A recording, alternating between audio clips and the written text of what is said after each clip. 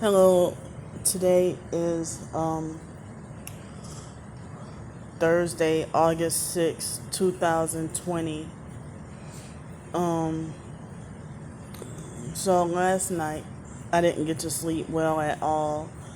I had maybe a couple of small little dreams for a short period of time, and they vibrated me last night. I had to hear the noise harassment, and I just laid there most of the night and couldn't sleep. I thought I was sure that I was gonna get to sleep well. I was so tired and sleepy last night. Yeah, so they vibrated me. And also at one point in the middle of the night they tried to force me to diarrhea.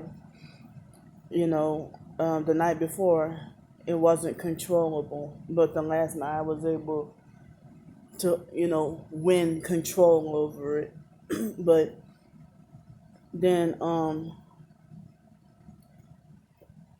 earlier this morning when I started to get a little sleep, they had the manufactured rain and clouds right by me and then started to sprinkle as I was trying to go to sleep. And then I pack up my sleeping bag and my bag, and that's when the rain stops.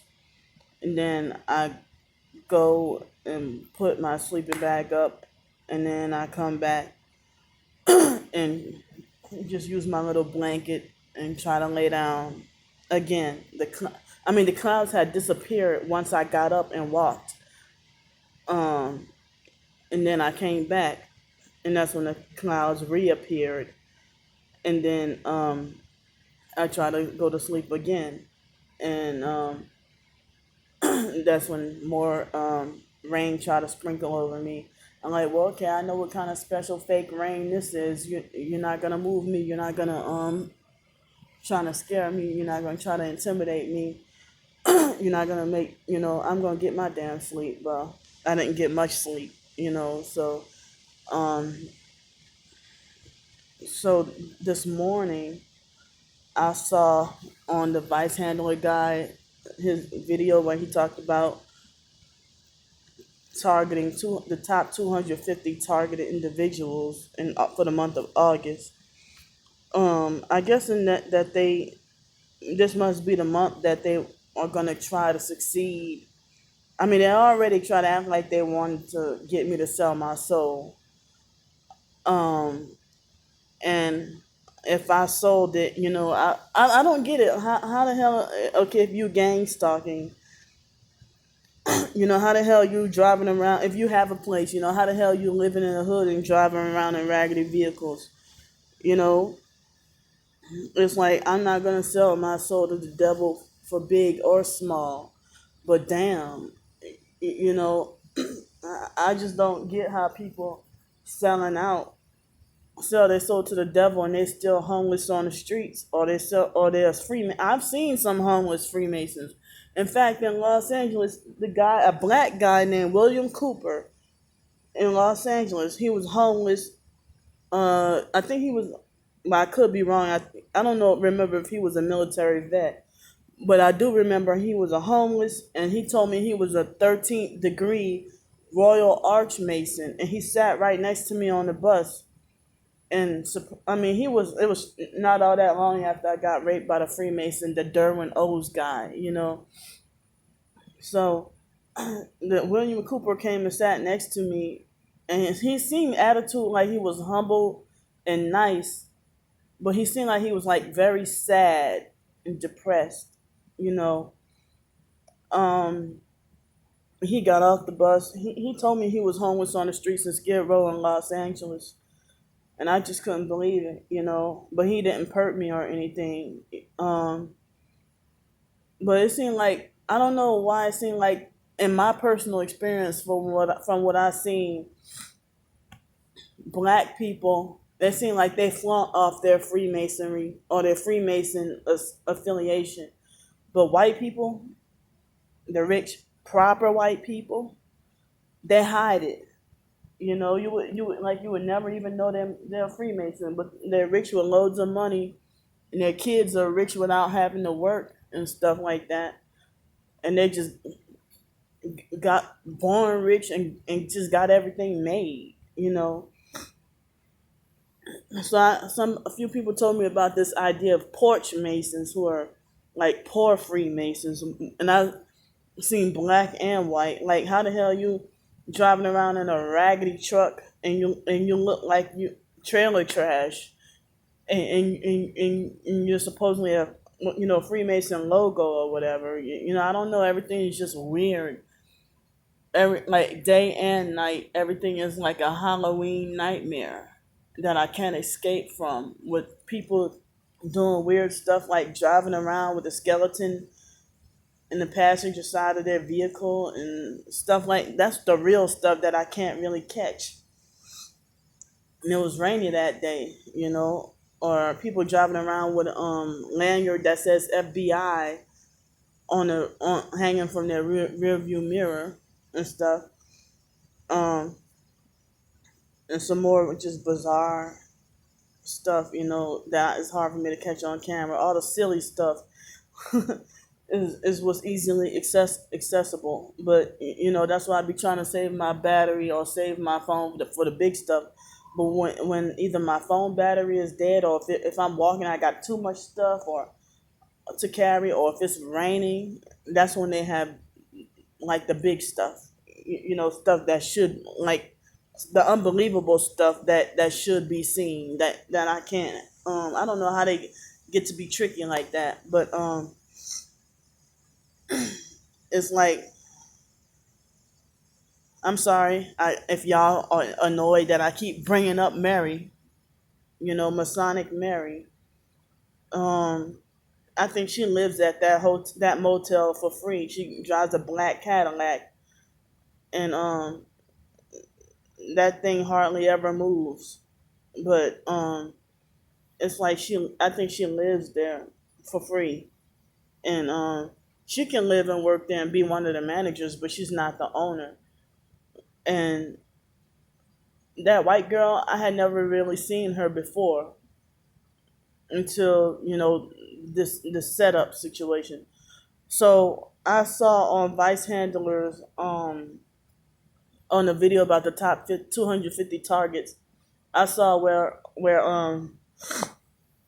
Stars 15K had bragged and laughed and said, "Good job at getting candy banned from motels." So I mean, I figured and I knew that Stars 15K has something to do with showing, because I mean she has something to do with them finding out, because I'm pretty sure she called the motel, or she probably worked with Alex and called the motel and told them about my YouTube channel and showed them. You know, I really don't have to go back to Mobile, Alabama, and I really don't have a reason to. But Alex called himself running me out of Pensacola, and I feel like if I don't have my transportation, then I can't live there if I don't have my own car. If I have to depend on the bus and I can't ride the buses, what's the point of staying there? I have to go somewhere else. I got no other choice. But speaking of that Mary lady, she smart enough to use advanced vocabulary, like telling me that if I go and if I film the gang stalkers, then it should be like that I should do it inconspicuously. I mean, you're gonna get mad anyway, trying to say that there were cameras watching me going up and down, up and down. But she was a hypocrite, because when I filmed her, then she started filming me right back and threatening me with threatening to call the police on me and threatening to have me locked up in a mental institution and call me crazy. Y'all saw that. So she used big words like inconspicuous. First she told me not to do it at all, and then she told me make sure you're inconspicuous. And then she lied and said that I was gonna have another chance and just don't do that again. But then the white girl, who I never saw before, acting like she thought she had the authority to make the rules. But Miss Mary, she's illiterate enough that I read the rules, and she said you acknowledge. She's illiterate and ignorant enough to say you acknowledges and accepts these rules and regulations or whatever she said. You acknowledges and accepts. That sounds New Orleans. New Orleans people talk like that, but I don't think she's from there. But then when I told the white girl about, I said, well, I was filming people stalking and harassing me and following me around, trying to run over me with their vehicles intentionally and stuff like that. It's like, well, you should call the police. With a vicious hard attitude. So I mean, that was, I mean, it's okay for the perps to keep bringing it up, but I'm supposed to keep quiet. I'm supposed to just not film anything. I'm supposed to just ignore everything. And that's what the perps will want. So that's why I don't understand how you say you're targeted and you don't want me to expose anything. And so I had to retrain my mind, you know, with the narcissistic abuse and the gang stalking, that I'm innocent. I have done nothing wrong. I have done nothing to deserve this. And if anybody was that offended, if I did do anything wrong, it was probably something in my childhood and I didn't know any better. But it's like, but the idea of people being severely, quote unquote, punished for speaking out against injustice. I mean, if the perps can rat you out and snitch you out, but then if you I mean, you being a targeted individual, they condemn and punish you for the very same thing that they do to you if you do it to them. And some people be like, well, I would gang stalk them right back. I'm like, no, I'm not gonna gang stalk them right back. But it's like that some people be like, well, you need to make these perks famous. And other people be like, well, don't do that. That's free advertising, and or you're wasting your time. But it's like, in 2007, I didn't know the truth. But it's like, well, damn, pedophiles and rapists and murderers get more respect than I do, and I haven't done either of those things. Now, what did I do so wrong? Like even in 2007, I was feeling like trying to figure stuff out and feeling I guess I don't remember, it was 2007 or 2009. I woke up from psychiatry and a mental health system. I mean, I tried to resist it off and on numerous times. But it's like, I woke up one day and said, wait a minute, pills don't solve my problems. And so that's when, in 2009, I thought about wanting to write a book and call it The Psych World, So, me, I mean, I didn't even know all the truth. As I said, it was supposed to be just based on, my abusive experiences in psychiatry and mental health. And, you know, I heard that some people said that I was very bright and intelligent, and the foster family they nearly succeeded at ruining me totally. So I had to retrain my mind to um realize that I did nothing to deserve this persecution and abuse. Um, if you ask me, I was gang stalked, and I was still in forced in that cult, and I was gang stalked even in underage in high school, probably junior high, and I just didn't realize that. All I knew was why I was so hated and singled out um by pretty much everybody in society. And the older I get, the more hate I get, and even strangers hate my guts. And like a few years ago, I would wave at every car that passes by, just trying to be positive and trying to be friendly. And I was wondering why so many massive amounts of people would give me mean looks and stuff, but I never really noticed the one headlight and the funny headlights and funny tail lights and stuff. But there are times when I feel I just want to have a day where I just want to forget about the gang stalking or forget about that, even that term. But now it seems like targeted individuals and gang stalking become like pretty much daily vocabulary, and it's like you can't escape it. That's all my mind is consumed about, and I try to forget about it. I try to think about something different, or try to put my focus on something else. And there they go again. It's like y'all know how they deliberately put themselves in our face on purpose. You know, I don't know why they want me homeless so bad. And then they falsely accuse me of wanting to be homeless. Even other professed targeted individuals falsely accuse me of enjoying being on the streets. So I had to get rid of them and block them. You know, if the same people who falsely accuse me of loving to live on the streets are the same people who have a problem with me asking for money to stay in hotel rooms, well, actually, I was. It's like, yeah, I'm confused about what I really want, but in a way, I'm kind of not confused because I know what I want, but it would be hard to obtain. But it's like I guess I would be harassed or messed with no matter what. Um, to me, I didn't realize I thought I wasn't, but I didn't realize I was claustrophobic. Um, I didn't realize I was um, claustrophobic, and I really don't like enclosed spaces. But gone are the days where you can get a good running vehicle for $500 or $600. You know, it seemed like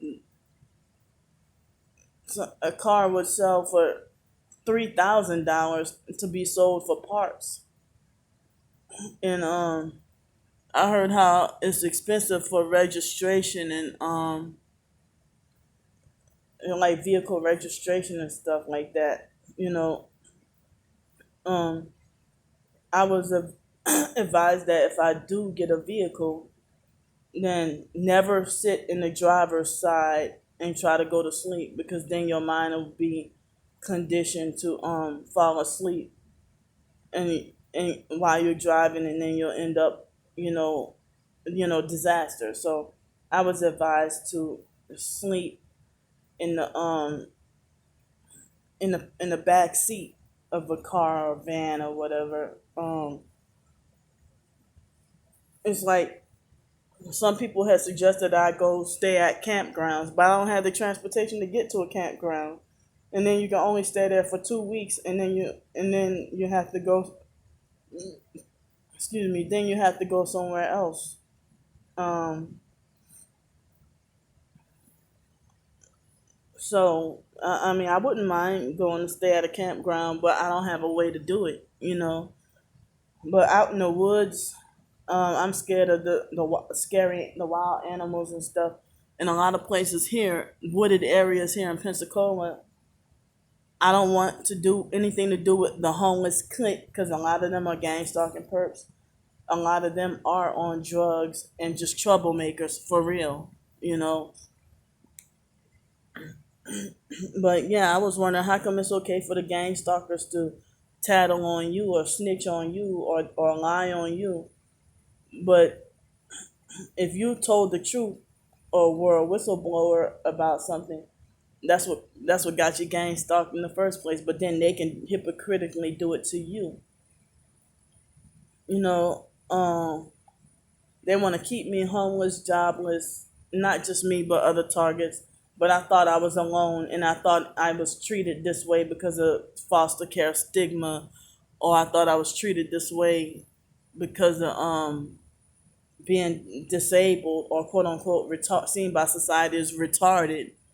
I thought I got this treatment, but I didn't realize mentally normal people get treated like this, and that there was a term called targeted individuals, and that it has anything to do with cults. Because the people from the fake cult Bible class, they weren't singled out or laughed at for their beliefs and their religion, but only me and my twin sister, we told somebody about the cult. During our teenage years, they bullied, harassed, and laughed at us, and they said they're Christian. Not one of them humbly tried to tell us what the gospel is or anything like that. Um, so it's very hard. It is gonna take some time. I know I'm emotionally sensitive. It's gonna take some time for me to get stronger and develop the strength to that for the gang stalkers can no longer bother me. I wish I could get that strong, and I'm hoping I could get that strong that they can no longer bother me. But then I heard that if the little stuff doesn't bother you, that's when they hit you even harder with the energy weapons. It seems like the rich people with a lot of money who say that they're heavily targeted, those are the ones who are hit with more radiation. And the ones with jobs and cars and stuff, those are the ones who are hit with more radiation. But I guess, but I could be wrong though. But that's what it seems like, is that they're hit with more radiation and the do weapons and stuff. But then us poor people seem like we're being followed around, and you know, it's like I have to keep reminding myself and retraining myself to think, Candy, you're innocent. You haven't done anything to deserve this. They're the ones who are evil. They are the wrongdoers, not you. You have done nothing to deserve this. So I had to retrain myself to believe that they are the evil ones. They are the wrongdoers, not me. Even though I make mistakes and done wrong, but not like that. And I didn't even know that there was a level of evil beyond pedophilia that they do in occult rituals and Satanism and stuff. I never even heard of the term Satanism until my Illuminati research. Luciferianism. I never heard of that until my Illuminati research. And my Illuminati research is how I found out that the foster mom had us in a cult. So I'm glad I found out the truth and got out. I just thank God every day that I'm out of that cult. But yeah, what's the point of being part of a religion where everybody hates you? So it's like there. I don't know if I mentioned it earlier, but a few sources and a few people have said that if you're a targeted individual, you're basically just kicked out of society. Kicked out of society or banned from society. And it's like I can never last long anywhere. People say stop running, but what's the difference between running and being kicked out of or banned from everywhere?